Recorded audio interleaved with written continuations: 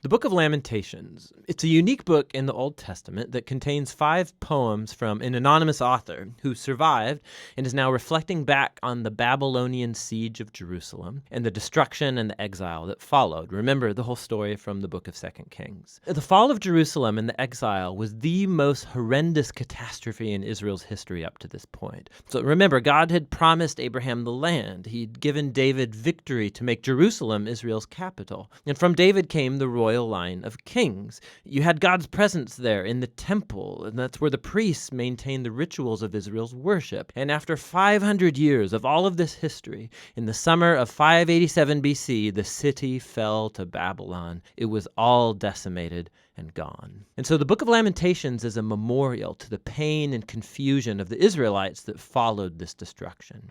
Now, the lament poems found here are not unique in the Bible. There's lots of them in the book of Psalms. And these biblical poems of lament, they do a number of things. They're a form of protest. They're a way of drawing everybody's attention, including God's attention, to the horrible things that happen in this world that should not be tolerated. They're a way of processing emotion. So in these poems, God's people vent their anger and dismay at the ruin caused by people's sin and selfishness. And these poems are a place to voice confusion. Suffering makes us ask questions about God's character and promises, and none of this is looked down on in the Bible. Just the opposite. These poems of lament give a sacred dignity to human suffering. And so these human words of grief that are addressed to God have now become part of God's word to his people. The design of these 5 poems is very intentional. It's part of the book's message.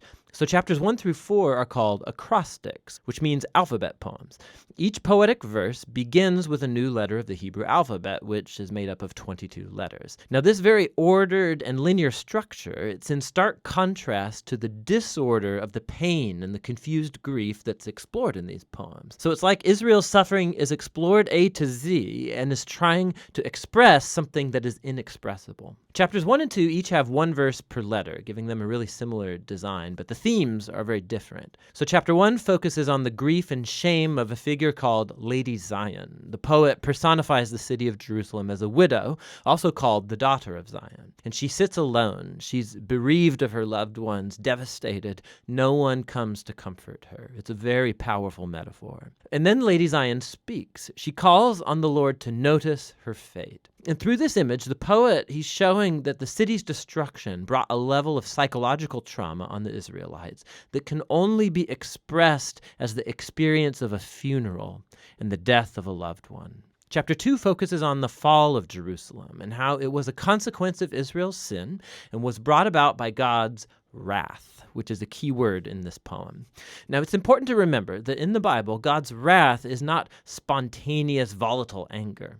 The biblical poets and prophets, they use this word to talk about God's justice. So Israel had entered a covenant agreement with God, and for centuries they've been violating it by worshiping other gods, perpetrating injustice, oppressing the poor.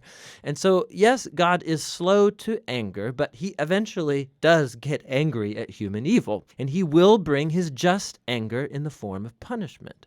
In the case of Jerusalem, this involved allowing Babylon to come and conquer the city. And so this poem is acknowledging that God's wrath is justified, but this doesn't keep the poet from lamenting and asking God to show compassion once again. Chapter 3 breaks this design pattern by having 3 verses per letter, so it's the longest poem in the book. And the voice is that of a lonely man speaking out of his suffering and grief as a representative of the whole people. And what's interesting is that this chapter is full of language that's drawn from other parts of the Old Testament, from the laments of Job and from other important lament psalms, and even from the suffering servant poems in Isaiah. And the poet sees his hardship as a form of God's justice, like chapter 2 said. But paradoxically, this is what gives the poet hope.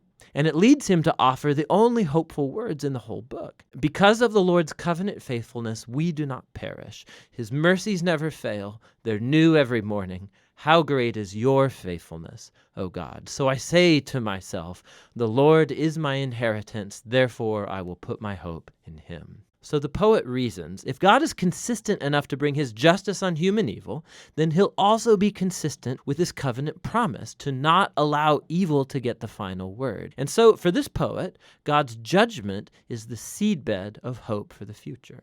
Chapter 4 goes back to the same alphabet structure as chapters 1 and 2, and is a vivid and disturbing depiction of the 2-year siege in Jerusalem. And it contrasts how things used to be in Jerusalem of the past and how terrible they became in the siege. So children used to laugh and play in the streets, but now they beg for food. The wealthy used to eat lavish meals, but now they eat whatever they can find in the dirt. And the royal leaders used to be full of splendor, but now they're famished and dirty and unrecognizable. And the anointed king from the line of David has been captured and dragged away. So the poem's power comes from the shock of these contrasts, and it's exploring the depth of the suffering that Israel brought on itself. Now, the final poem is unique because it breaks the design pattern. It's the same length as all of the other alphabet poems, but the alphabet order is gone. It's like the poet can't hold it together anymore, and his grief has exploded back into chaos. The poem is a communal prayer for God's mercy. Israel begs God not to ignore their suffering or abandon them. And the poem offers a long list of all of the different kinds of people who were devastated by the fall of the city. They ask God not to forget these people, and they lament on behalf of others, giving voice to their pain. Suffering in silence is just not a virtue in this book. God's people are not asked to deny their emotions, but voice their protest, to vent their feelings and pour it all out before God. The book ends with something of a paradox. The poet acknowledges that God is the eternal king of the world, but also that Israel's circumstances make them feel like God is nowhere to be found. And so the final words of the book leave this tension totally unresolved. It asks, unless you've totally rejected us, and the book ends. The poet doesn't offer a nice, neat conclusion, much like our own experiences of pain and suffering. The story of the Bible doesn't end here, but this very important book shows us how lament and prayer and grief are a crucial part of the journey of faith of God's people in a broken world.